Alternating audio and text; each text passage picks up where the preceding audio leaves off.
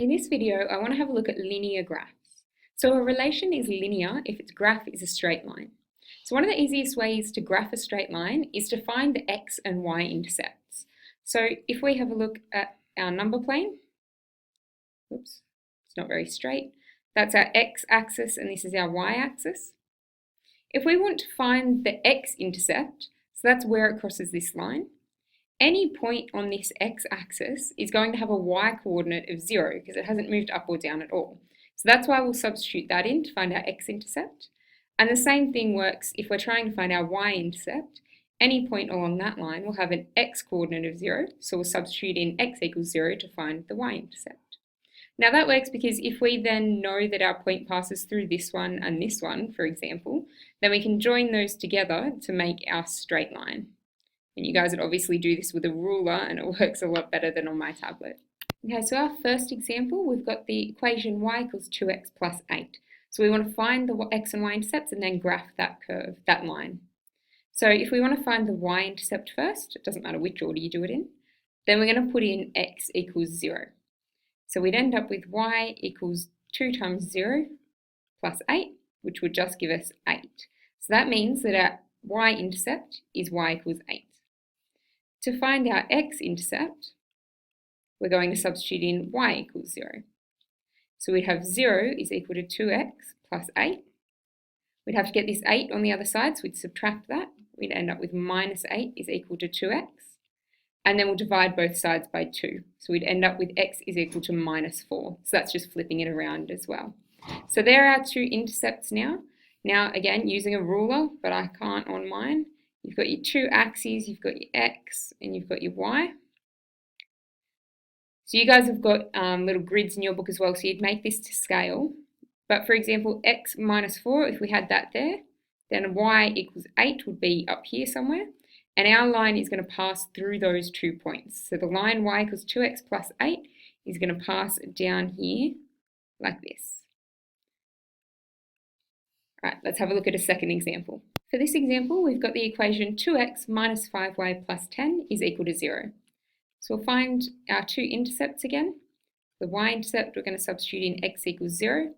So we'd have 2 times 0 minus 5y plus 10 is equal to 0. So this bit just becomes 0. So we've just got minus 5y plus 10 is equal to 0. If we get this 10 on the other side, we'll subtract it from both sides. So we'd have minus 5y is equal to minus 10. And then divide both sides by minus 5. We'd end up with y is equal to 2. So that's our y-intercept. Now we need to find our x-intercept. So we're going to do that by substituting in y equals 0. So we'd have 2x minus 5 times 0 plus 10 is equal to 0. So this bit here is just a 0, so we've got 2x plus 10 is equal to 0.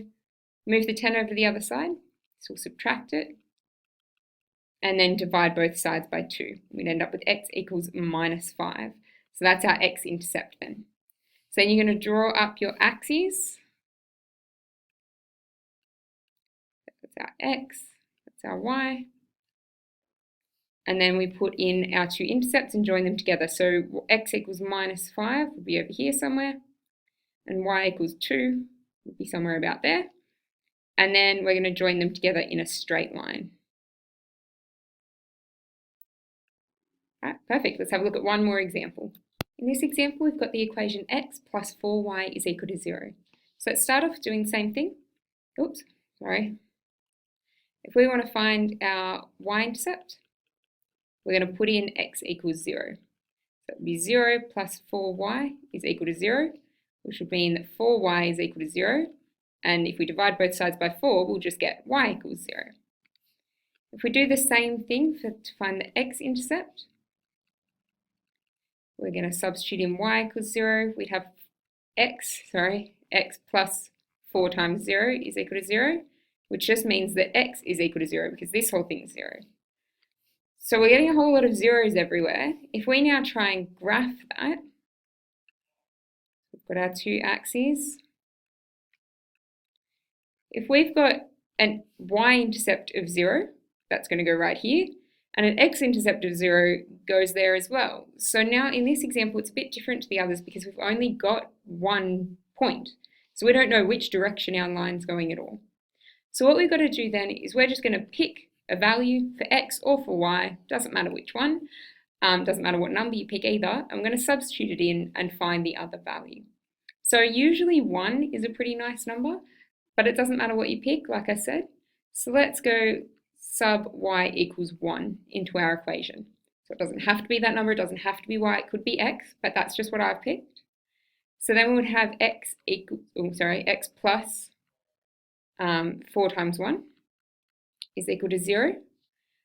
And then that's x plus 4 is equal to 0. And then we'd subtract 4 from both sides, and we would have x equals minus 4. So this is our other point with coordinates y equals 1 and x equals minus 4. So y equals 1 would be about here. Minus 4 for the x would be over here somewhere. So that means our other point is this coordinate here. So then we can join those 2 points together, and that gives us our line. So we always need 2 points for our line to pass through. And if we can't get them from the x and y intercepts, we just need to find some other point that it passes through.